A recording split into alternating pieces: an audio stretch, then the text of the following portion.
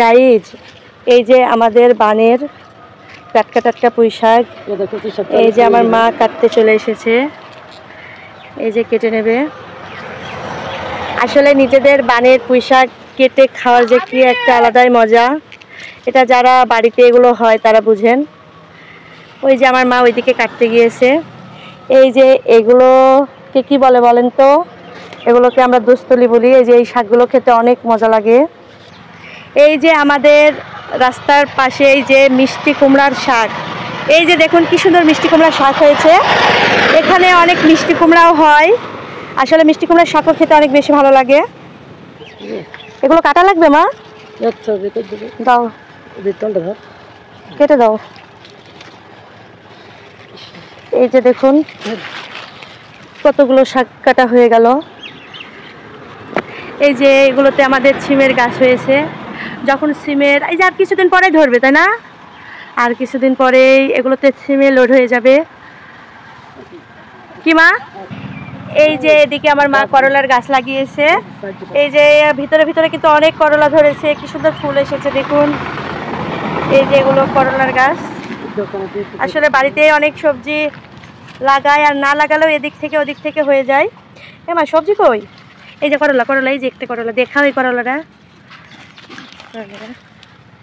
এই যে কি সুন্দর, কত বড় করলা,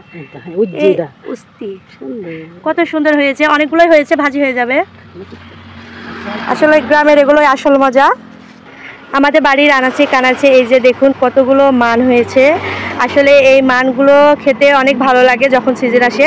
আসলে বর্ষার সময় না, যখন গরমকালে এগুলো তুলে অনেক সুন্দর, এগুলো ভর্তা খাওয়া যায়, রান্না করে খাওয়া যায়। এদিকে আনাচে কানাচে সবই আমার মা লাগায়। এই যে আমাদের নারকেল গাছে দেখুন কত নারকেল ধরেছে, অনেকগুলোই নারকেল এসেছে। এই যে পুঁই শাকগুলো আমি এখন নিয়ে যাচ্ছি, এগুলো আমি এখন কুটে দেবো, আমার মাখিয়ে কেটে দেবো। মা পুঁই শাকগুলো সব কেটে দিলাম। এই যে শাকগুলো এখন কাটাকাটি করব। সবগুলো কুটে ফেললাম মা, সবগুলো কুটলাম। গাইস, এই যে শাকগুলো কুটতে লেগেছি। পুঁই শাক ভালো লাগে অনেক খাইতে, অনেক মজা লাগে। কেন, কি হলো? পুঁই শাক সব কুটা হয়ে গেছে। কে মাইশা? পুঁই শাকগুলো সব কুটা হয়ে গেছে। করলা কি কুটবো? আচ্ছা, পুঁই শাক ডালের মধ্যে দিয়ে দেবো। দাও, দিয়ে দাও। পুঁই শাক দিয়ে রান্না করবো, ঝাল কেটে ফেলে দেবো, রসুন চাইতে দেবো। এই যে আমার মা পুঁই শাকগুলো এখন সব কড়াই দিয়ে দিচ্ছে। এই মশলাগুলো কিতে দিবা? পুঁই শাকগুলো সিদ্ধ হয়ে গেছে। এখানে রসুন দিয়ে তেল কাটছো? পুঁই শাকগুলো এই যে এখন তেল পেরে দেবে আমার মা। এই যে তেল পাড়া হয়ে গেছে, 2-1 মিনিট রেখে দিয়ে পুঁই শাকটা নামিয়ে নিবে। এই যে হয়ে গেল। আগে থাকতে এই যে তেলাপিয়া মাছের ঝোল করেছিল, আর এই যে এদিকে পটল দিয়ে আর তেলাপিয়া মাছ দিয়েও আরেকটা মাছের তরকারি করেছিল।